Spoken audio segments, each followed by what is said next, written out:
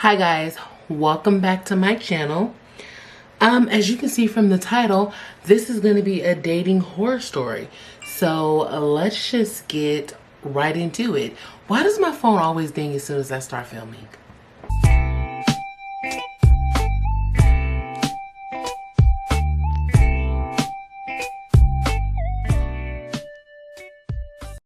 Alright guys, today's going to be another reread day, okay? Because we're gonna be using, I'm gonna kick it old school and use my soft matte Fenty.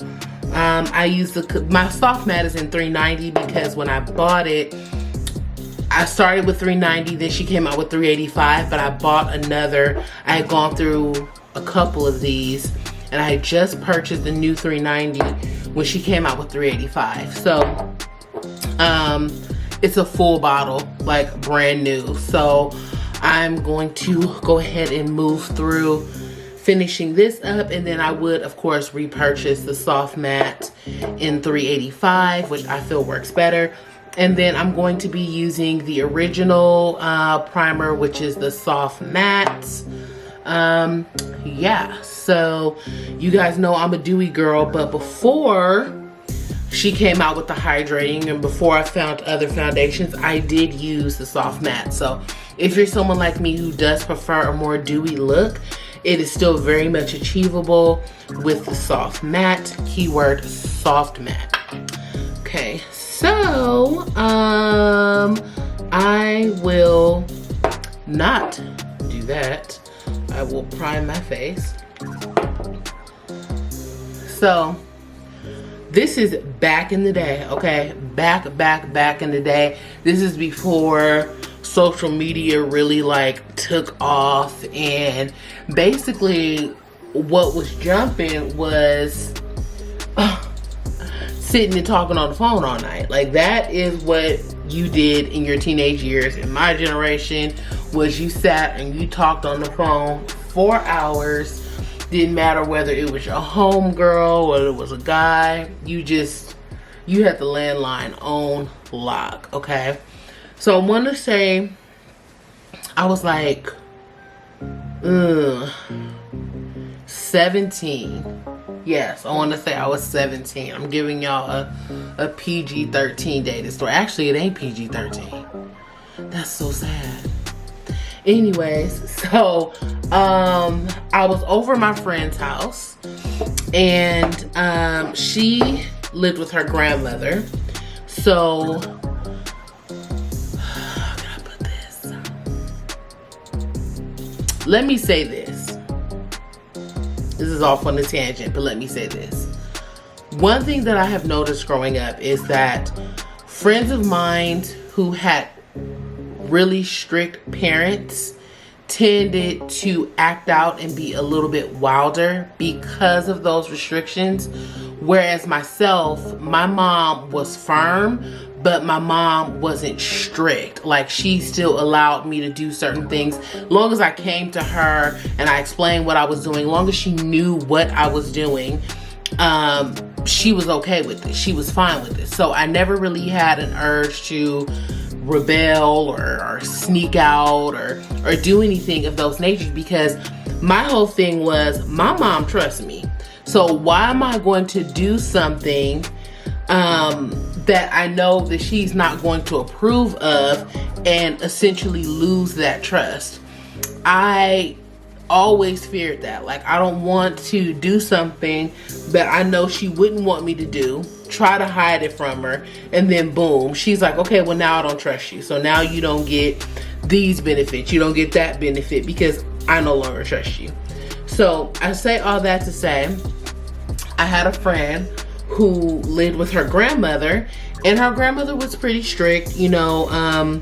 She was just protective of her. She wasn't like a mean person or anything. She was very sweet, but she was just very overprotective of her because she was older and the world had changed so much since she was young. You know, you can only imagine that she wouldn't know how to navigate those types of waters. So anywho, I'm over at my friend's house and we're just in her room, and she's like, let's just call random numbers. Now this is the era of like the party line. For those of you who are too young, the party line was like, imagine a chat room, right? But the chat room's on the phone. So essentially you would go into like a chat room with a whole bunch of people all talking at once. Don't understand the point of that.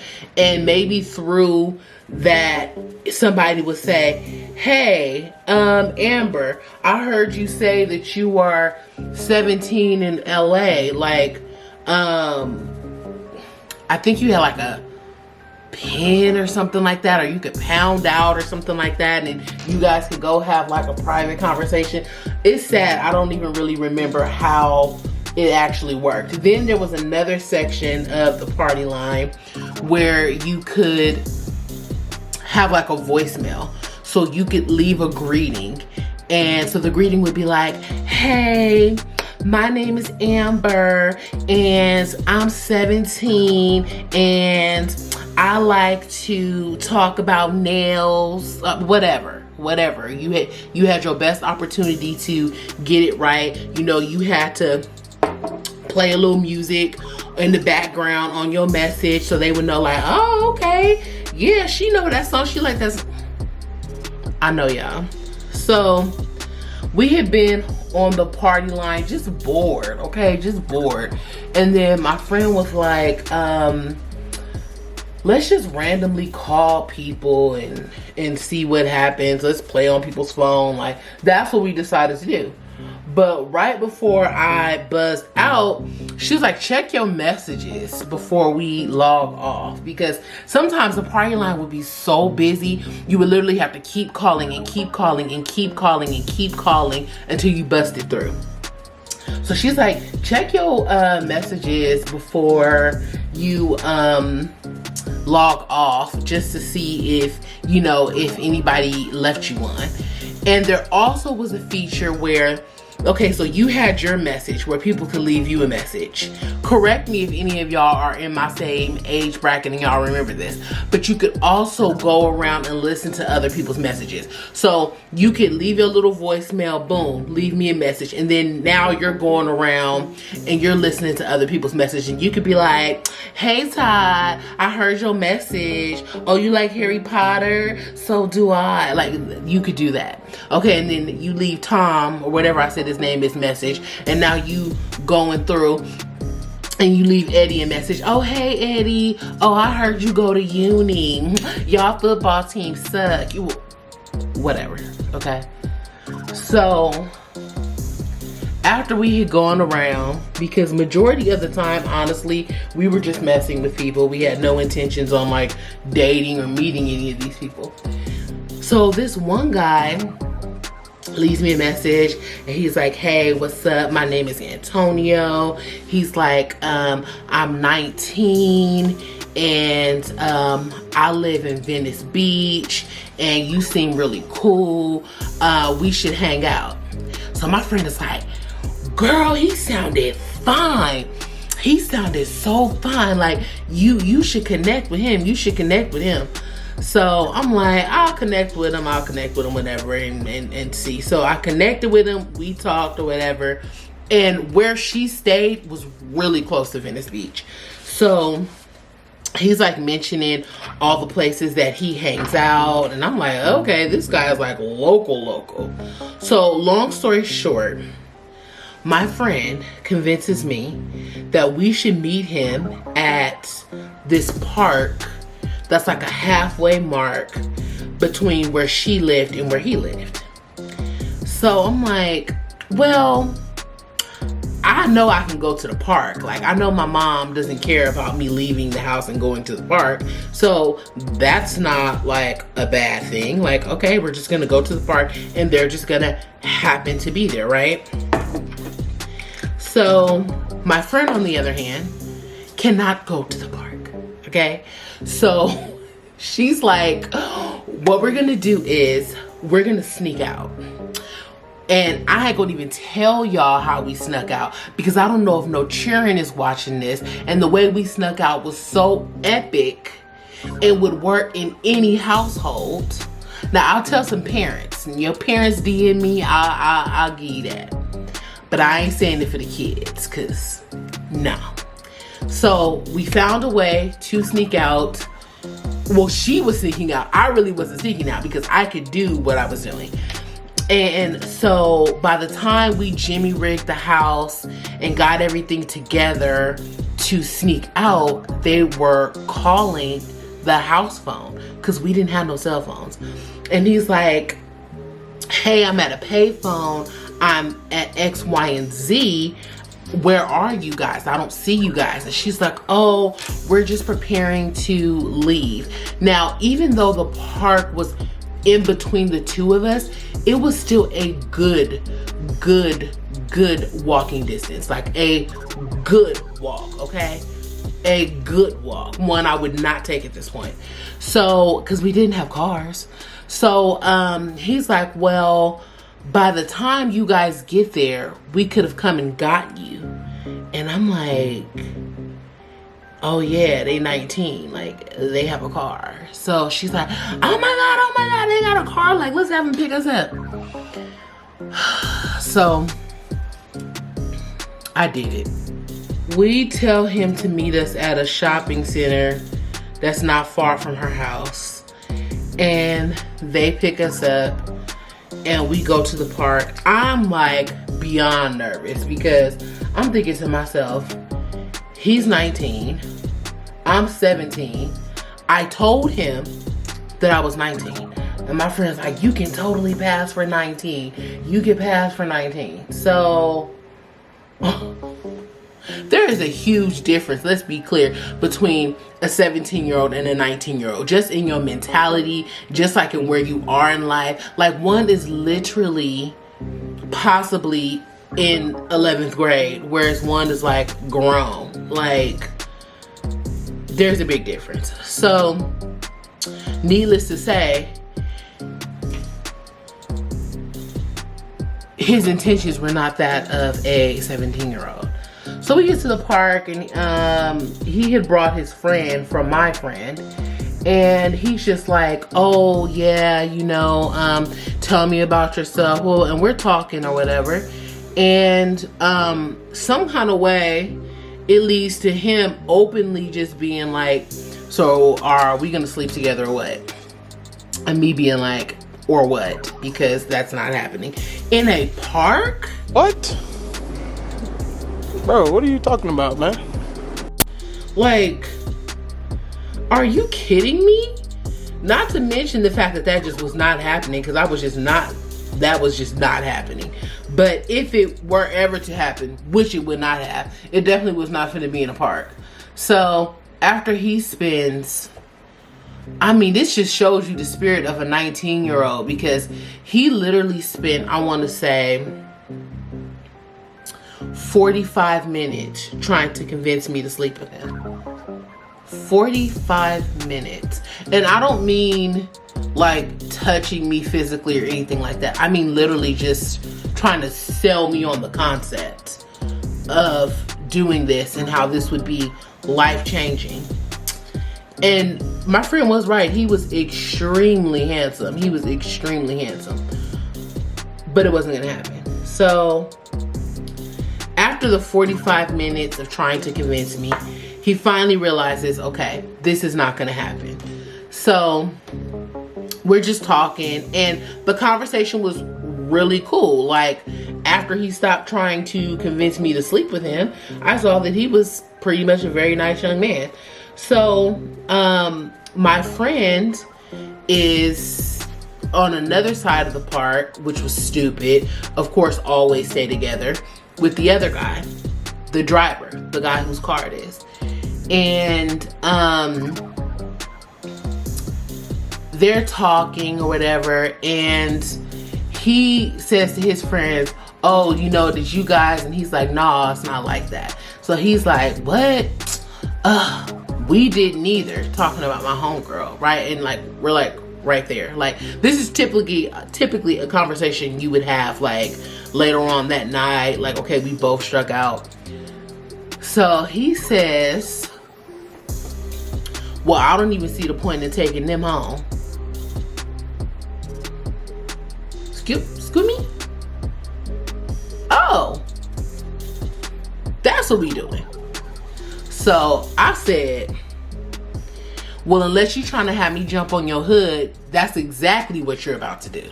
And so his friend who was talking to me was like, oh, no. He's just playing, ha, ha, ha. And he was like, yeah, I'm just kidding. No, you weren't, my dude. It crossed your mind because you're salty. But whatever. I wasn't talking to him, so I was like, that's her problem. You know, if she chooses to still talk to him, because I think he was serious. So the next day, I'm telling her, like, I think old boy was serious. Like, I think if I hadn't have been like, that's what you ain't about to do, and if old boy and Antoine, I'll go ahead and say his name because it's been so long, and Antoine hadn't have been like, hey, that ain't cool. I think if Antoine had been like, yeah, you right, let's leave him, I think that he actually probably would have like tried to leave. But she's like, no. So I'm like, I'm kind of feeling like that's the case, but whatever.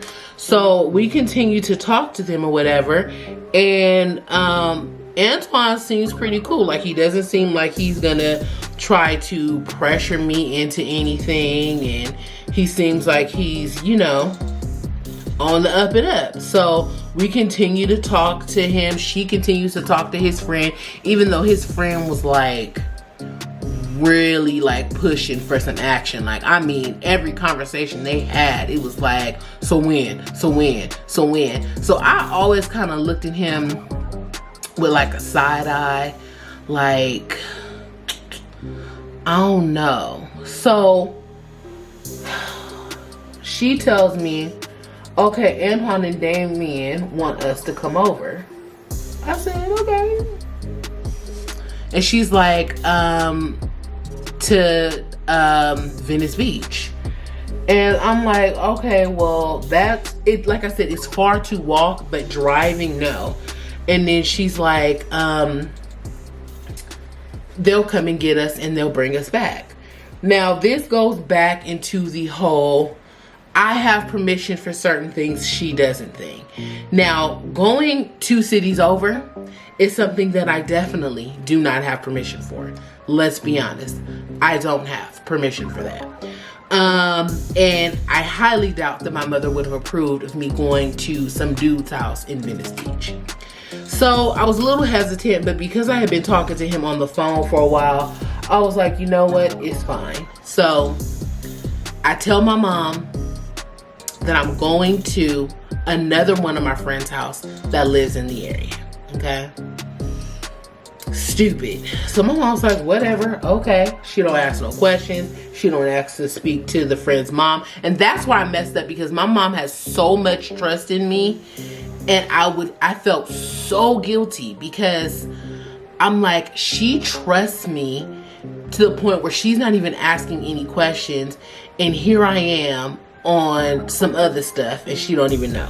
But it catches up with me, okay? So we go or whatever. They pick us up. We go over there. And of course, her dude is back on it again. Like, he's like, what's up with it? You know, I'm trying to get it popping, blah, blah, blah. And she tells him no. So he brings it my way. Like, I'm not talking to his homeboy. And he's like, well, if she won't, will you? Well, absolutely not, homeboy. Are you out of your mind? Like, the audacity? Are you out of your mind? So him and Antoine kind of exchanged a little bit of words, and he's like, man, you tripping, like, just chill, calm down, blah, blah, blah. And so he says, well, if somebody don't sleep with me, nobody's getting taken home.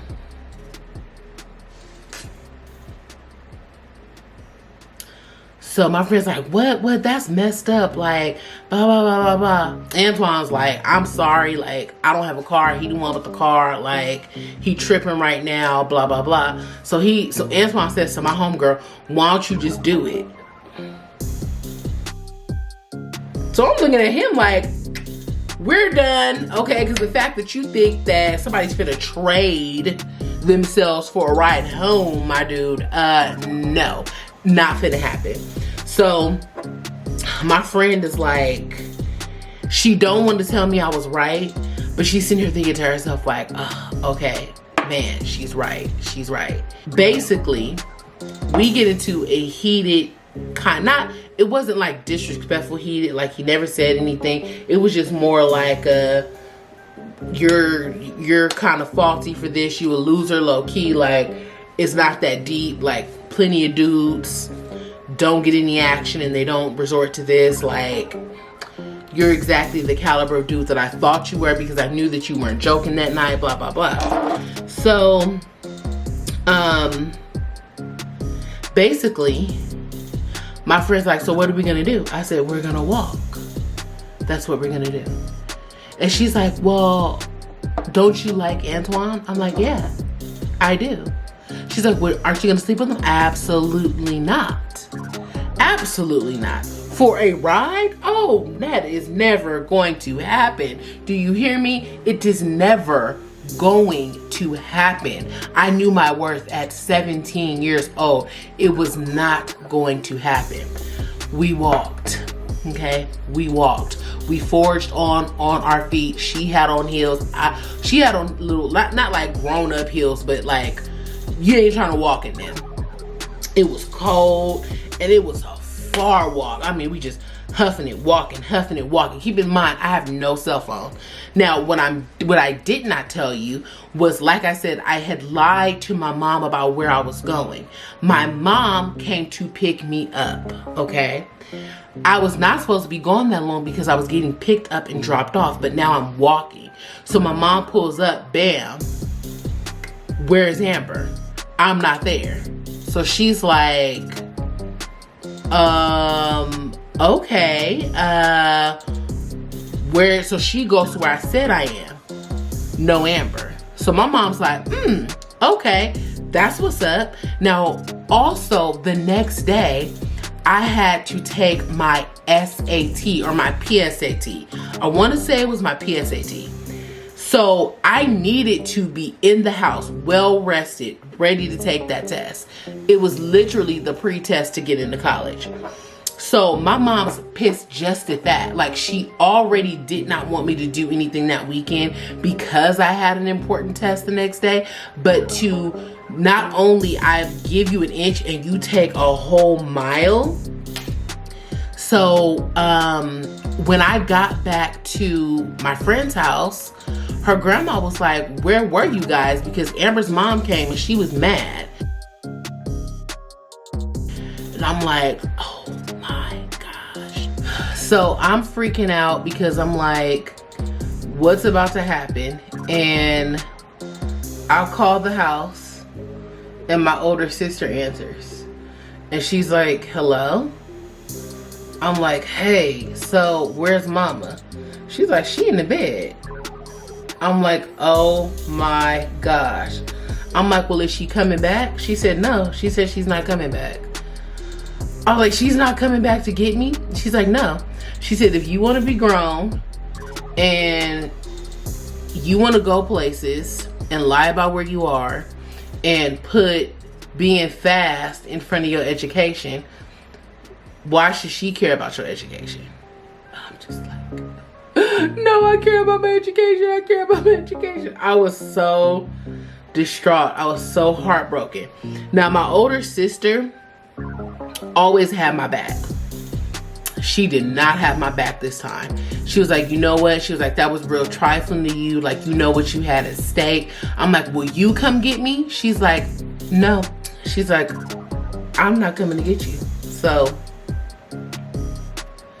I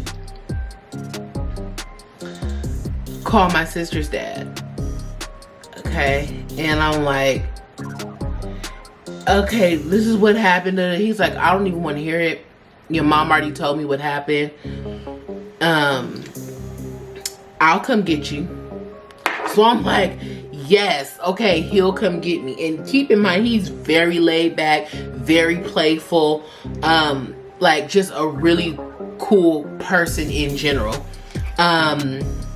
He was mad. Ooh, he was good and upset. He did not talk to me the entire time he picked me up. He did not talk to me the entire time that he took me home. And when I got home, not my mom, oh no, not my sister, no. He had taken my phone, taken everything out of my room, and I was like, oh, I never got on punishment. Do you hear me? I never got on punishment. So yeah, I felt so bad about lying to my mom. In the end, I never lied again. I always told her where I was going, even if my friends could not go. I would tell her, you know, hey, this is where we're going, this is where I would be. The way my older sister had broke it down to me, she was like, if something had have happened to you, we would have had no way of knowing what to tell the police, where you were, or anything. We would have known absolutely nothing. And it's so true. So I always made a point from then on that somebody knew where I was going or what I was doing. It didn't take long. I did eventually, you know, get my mother's trust back. But from that day forward, I never, ever went on a date without driving. I never went on a date without having money on me to catch a cab, bus fare if times was hard, without letting someone know who did drive where I was going in case I needed to be picked up. I always had an option because I never wanted to be in that position where someone could threaten me with leaving me where I was. You know what I mean? So, and to be honest with you, I went on probably about 3 or 4 more dates where, guys made comments like that, like, oh, well, if you're not going to do anything, then I'm not going to take you. And at that point, ever since it happened that first time, oh, it was nothing. I was prepared for this, homie. Like, let me call a cab, let me do this. And once I became older and I got a car, I'm always prepared with like cash and everything, but I drive. It's just so deeply embedded in me that like I will not, I know the whole idea of like the romance of a guy coming, picking you up and taking you out on a date, you know, and girls are like, oh yeah, I want that. And I'm like, that would be nice after I've known you for a while, but no, it's not happening. So yeah, that is literally why I always mention in my dating horror stories that I drive. Simple. It was based off a horrible, if you can call it that, dating horror story from when I was freaking 17 years old. Like, when I was freaking 17 years old, okay? But you live and you learn. You can learn from every aspect of your life, even if it's unexpected. Like I said, if some of you are parents, I'm not a parent. I'm not going to begin to tell someone how to parent, but I just know for myself that my one little indiscretion is nothing compared to what I saw people do when they had like really strict parents. It's almost like they wanted to rebel, you know, like they wanted to see what they could get or see what they could do, you know. But I guess it's gonna happen anyways. At a certain age, kids are just gonna explore and they're just gonna do what they want to do. And the only thing that you can really hope is that you raise them well, to where if they do make that bad decision, they know they can recognize it for themselves, they can correct it and not do it again. So, and that's basically what I took from it. You know, I did go to college, so all was not lost. And yeah, like I said, I learned me a good clean dating tip that I still use to, well, I don't still use it to this day because of course I let my boyfriend drive me places, but let him say something too slick and be like, oh, I'll bounce on him too and Uber up out of somewhere. So That is all I have for you guys. That's the dating story on why I always drive. Hard to believe that I learned that little fact at the tender age of 17. All right, guys, that's all I have for you today. I love you. I mean it. Bye.